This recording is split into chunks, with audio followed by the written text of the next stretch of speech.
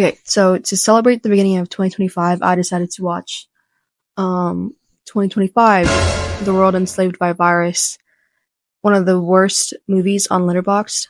I have quite a few expectations for this movie, and all of them are not good. Even from the synopsis, it sounds pretty bad. I mean, it's about a prediction of what the world will become in 2025 and how Christianity is illegal. The beginning had me on the edge of my seat the entire time. We get these like cool action shots, and for some reason we also get blue light leaks. We even get this transition. So the guy's getting chased because he has a Bible. He owns a Bible, and the police interrogate him, and he just tells them he's from a time that The time when life was worth living. A world full of peace, love, and ice cream. no, I haven't had ice cream since 2020. They banned it. He's basically talking about making a difference and wanting to change the world as one of the few Christians left. And then we get blessed by going back in time, see the context of everything that's happening.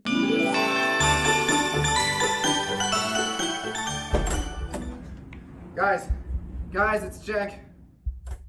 The guy comes in delivering news about one of their friends, and we get these crazy hints of what happened to him. Arrested, tortured, and killed. He was a friend, a brother. It's killing me.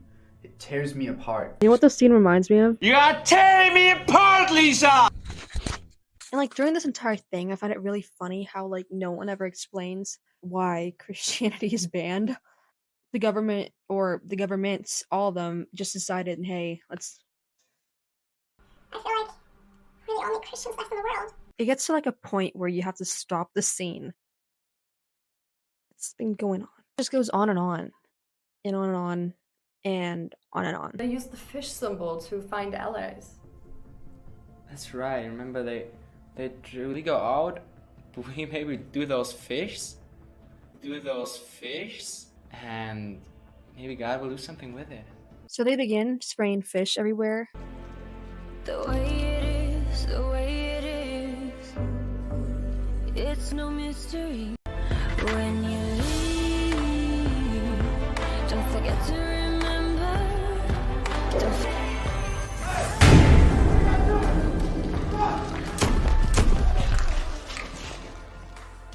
So a cop comes to get them. He shoots the girl, and a guy knocks the cop out and saves him. Are you? Am I a Christian? Yeah, I'm a Christian. And I love how they're just in the same room as before. Well, I'm in. That sounds awesome. Let's go spray some more fish. That's amazing. Let's do it. And the entire plot just circles around them spray painting fish. And somehow, like, this guy finds them, and their plans work. Then we get introduced to a new character, Layla. And the entire time, we're just getting, like, this epic, like, cereal eating montage. And then we get crazy lore about her parents. They decided to end their lives. What?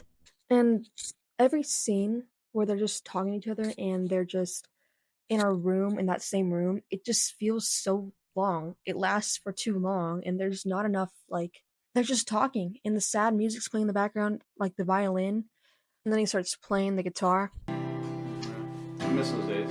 And then we get more details on the new character. I think I forgot her name, but the blonde one with the curly hair. She's actually working for the government, it's revealed, and she's one of the employees who protects the Christians. She like keeps the case files of the people that are Christians hidden, and like, or like she throws them away.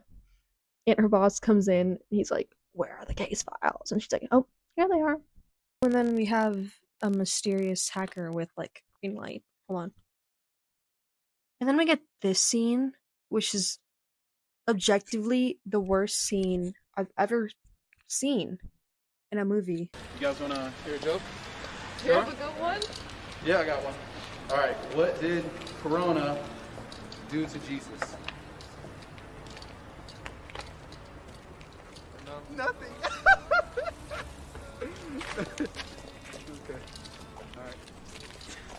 been alone for too long. Okay, anyway, just keep going. Maybe you should start spraying there. Yeah, okay, let's do it. In a weird way, this sort of humanizes the characters for me. Like, I relate to him. Please, tell me another joke. I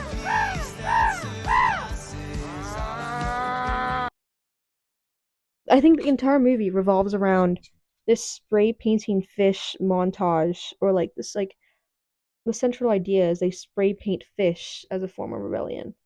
I mean, like, this is peak prosecution. They're being prosecuted. And here comes the only part where I laughed in the entire movie. The hacker guy comes back and he's spying on them. Makes us wonder who he is. And he does research on the symbol that they're spray painting. And for some reason, he goes through like Google Images and Wikipedia, and it's just. And then they're sleeping and they hear a knock at the door. Are you a traitor? Did you sell us out? I didn't sell you out. What do you mean? I don't know who's at the door. Nobody knew that we were here. Well, then why don't we open the door? Who are you? What do you want here? I am Holly, and I want to help. I am Holly and I want to help. She's the hacker. Who knew? So then she offers to find all the remaining Christians by hacking somewhere. Because she can hack everything.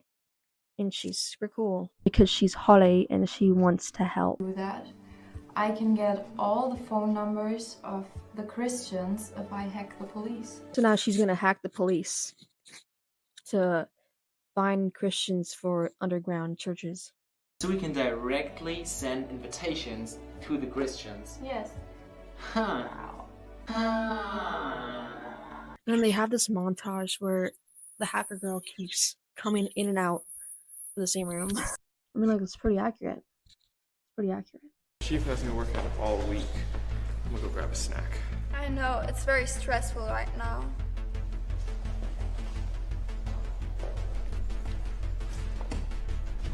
And then we see the blonde curly-haired girl again, and she goes inside a room and goes on a Word document and deletes all the Christian people's names. It's pretty effective. The world has changed. We live once more under a dictatorship. He goes off on this like speech to other Christians that gathered there. And the entire time, all I was hearing was dictatorship,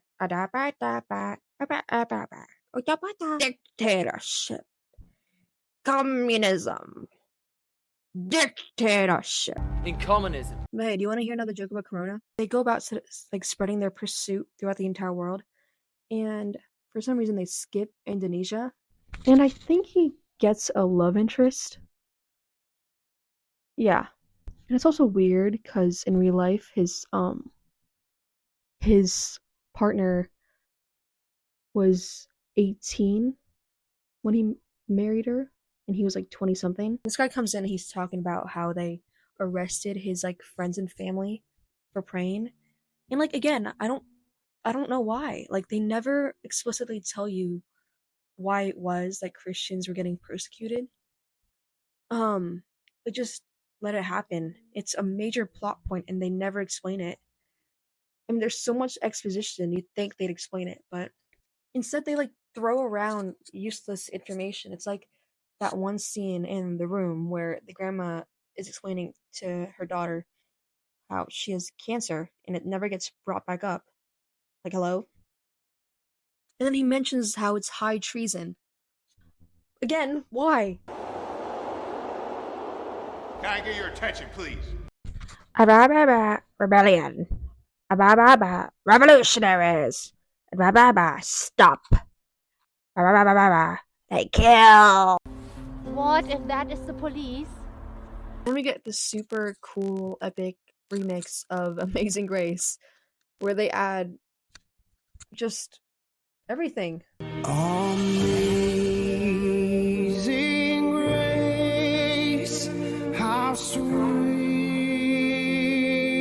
Yeah. Those sounds. I know a couple of people who see him as a villain. I know a couple of people who see. I mean, the lyricism is impeccable. And this happens all while they're being caught by the police and the police cars are arriving, the plot thickens. How we don't have the head already? I'm not sure. It looks like they kind of know what they're doing. Worst thing is that there's a sort of spark starting in their heads. If that spark gains attention, then they're going to realize that the people are heavily oppressed. They demand obedience from the Christians. So the blonde-haired lady calls the Roy, the main group leader, the Christian guy. How are you? I'm good, but I just heard something that might be really interesting. Oh, okay. What's up? So, they know that there is a group. They know there's your group. Obviously reading from a script, by the look of her. Oh, and then he delivers the greatest line of all time. Really? That's crazy. And then he gets a warning from Luke. And then the other guy, I think Hunter, he argues with him. So what do you want, man? What's your purpose? Like, what do you want from us? I want to warn you, as I said, and I want to highly encourage you to stop what you're doing, like right now, immediately. I have some feelings that I haven't felt for years, and they feel so fresh and new and encouraging and... Oh, and then they kiss. I'm a bit worried that she's underage, though. I don't know about you guys. The girl gets caught.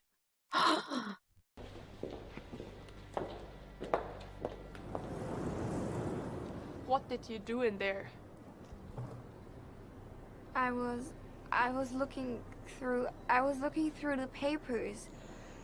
I was looking for, I'm sorry. And then somehow the evil girl turns good, and instead of like reprimanding her, she starts venting. Put into it, the more I started to hate my life. And so she's a good guy. Towards the end, they have this like long stream where they like going live to like a big audience, and it's just this long prayer. Oh my god! And then Luke betrays them. Here's the cool thing: they are like only 3 people, and this whole thing is just growing out of itself. It is weird, but they got one hacker that is deleting all their tracks in your system, so they can coordinate everything over the phones, but you cannot find it. I can show you where they have their headquarters. It's an abandoned house. I mean, like, I'm invested. I mean, this whole movie was so boring. We're finally getting the good part. I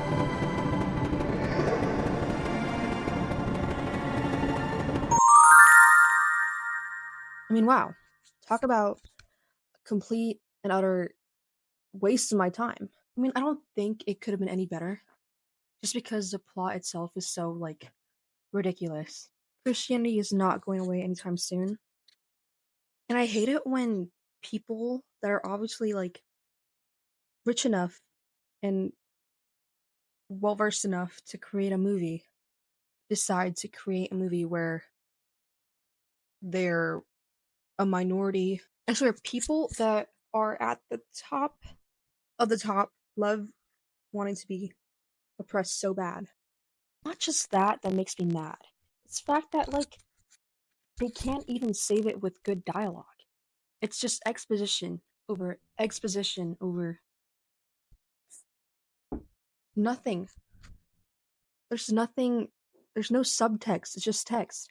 Text over text over text. Give me a week and I will write a better script with a better plot alone. And even through all that exposition, no one ever explains why they're being prosecuted. Like, there's no motive. It's just there. That's what makes me mad.